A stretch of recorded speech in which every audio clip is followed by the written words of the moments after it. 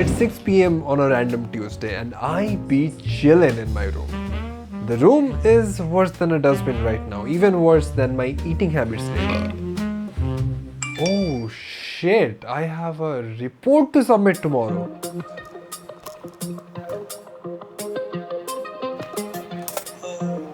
Fuck. I should really finish the report. So I open up my computer, I boot up Notion and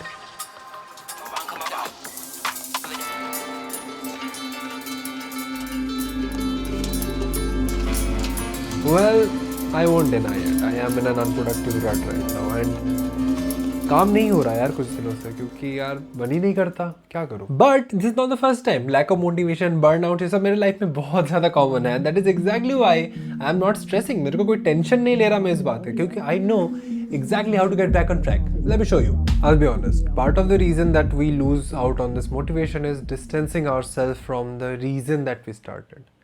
सच बताओ तो हम में से बहुत ऐसे लोग हैं जो अपने फैमिली के लिए अपने पेरेंट्स के लिए किसी बाहर के शहर में लेके या तो पढ़ाई कर रहे हैं या फिर जॉब कर रहे हैं एंड मानो या ना मानो distancing ourselves from the cause that we started from the people that we are doing this for kind of dims down the fire that was burning when we were back there. And I don't blame you because एक नया शहर है and it's a whole new challenge. It's very overwhelming for us, for anyone who is living in an outer city to get accustomed to make their new home there and actually deliver on their studies or their work to actually earn some money, and it gets very hectic. And through all of this, we kind of lose sight, we kind of got a blurry vision of why we started. So how can we restore any of this? It's very simple. Talk to people.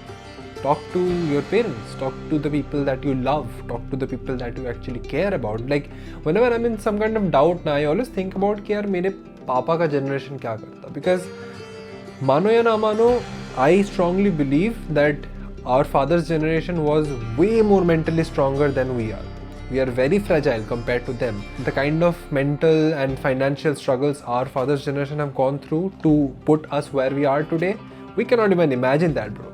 So I always think, okay, whenever I'm confused in life, what would they do? And the simple answer always was that be like our fathers. Do it for your family, do it for people, do it for your loved ones. And I think once you get in that headspace again, once you talk to them and relate to their circumstances again, you are reminded of all the things that made you start on this journey to make a better life for you and your family. I think you don't need motivation anymore after that. मैं तुम्हें अपना room साफ करने बोलूँगा. I know, I hate it as well, but the more organized your room, the more organized your space is, the more organized your thoughts really are. And clear, organized thoughts is your first step to getting out of a rut. But just room saaf karna is very boring. That is why I also change the layout of my room whenever I'm feeling very unproductive and I feel very sluggish.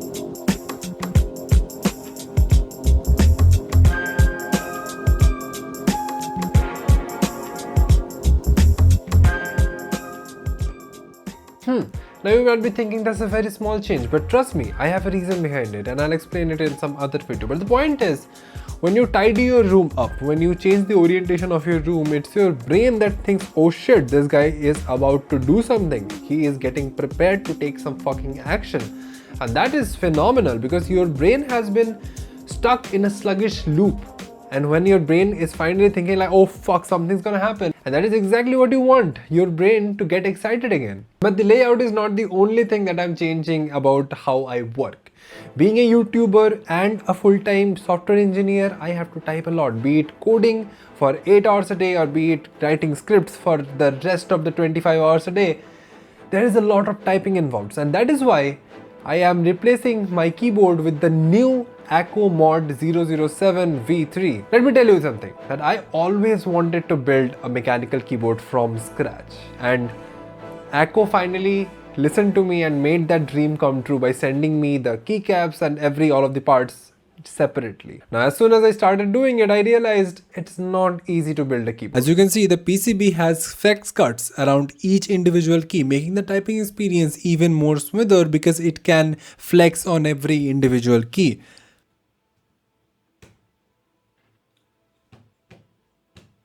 Previously, I have used red, blue, and brown switches, but Acko has sent me their brand new fairy switches, which are the first ever linear and silent switches.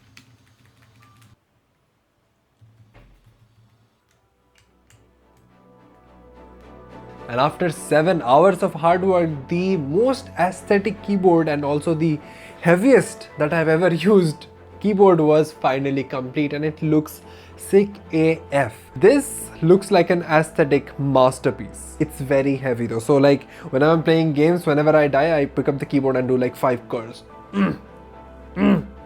But I'm pretty sure it weighs more than like 2.5 kgs or 3 kgs. And the keyboard is heavy because the whole base and the case, everything is made of pure aluminum. You can see it looks pretty sleek as well in one of my like favorite color combinations, which is like something very matte finished and something golden. And also see this sleek little golden line that gives the premium feel to it. And one thing, since I've been using the last keyboard, I am in love with knobs on keyboard. So this keyboard also has a knob. I can do bunch of things with that, and fuck, this looks awesome, bro. This looks and feels awesome.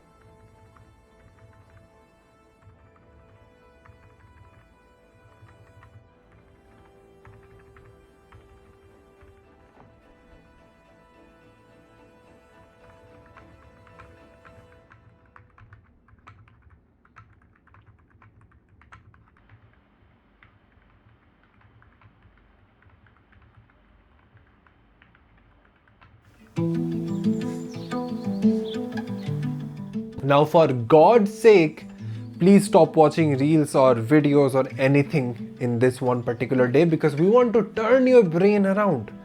Your brain is in that loop of consumption and not really getting anything done. Do not overconsume on these particular days. Stop the inflow of information so your brain can finally take a rest.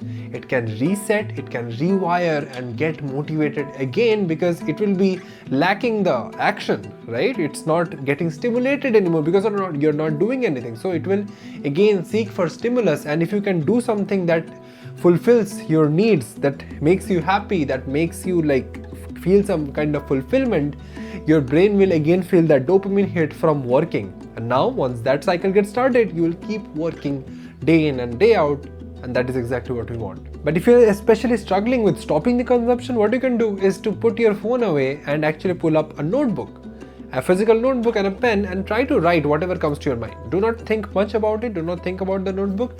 Write down whatever comes to your mind. What this will do is will take all the junk out of your mind on the paper, so your mind can be a little more clearer and it can get new ideas. It can form like new plans for the next day and make your mind a cleaner place.